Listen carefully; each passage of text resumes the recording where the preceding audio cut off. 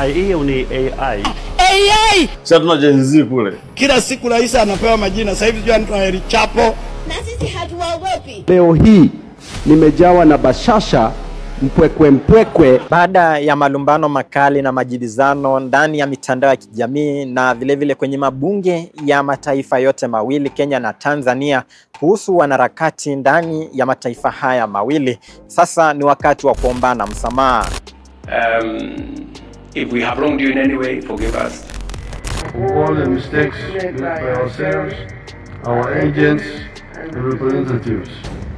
Wimbi la kuomba msamaha limetanda siku moja baada ya rais wa Uganda Yoweri Museveni na mkewe Janet Museveni kuomba msamaha hadharani kwa wananchi wa Uganda. Sasa rais wa Kenya William Ruto pia amejitosa uwanjani na kufuata nyayo za kuomba msamaha.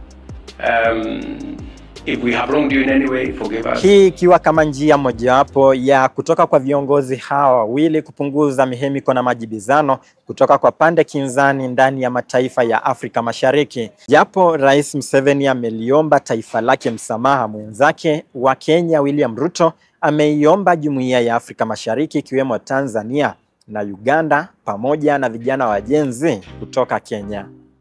To our children, if there is any misstep, we apologize. Baadhi ya watumiaji wa mitandao hasa kutoka nchini Kenya wametaja kusubiri kuona kama Rais Samia Suluhu atajitokeza na kujiunga na wenzake kuomba msamaha ili kuweka sawa maridhiano kati ya mamlaka ya nchi zote na wananchi wake. Vile wananchi watakuwa wakisubiri kuona kama hatua hii ya kuomba msamaha kutoka kwa viongozi wao itambatana na kauli na vitendo vyao. Hii ni Briefcase ndani ya Midea TV. Midea TV, spilling the tea, setting the trends.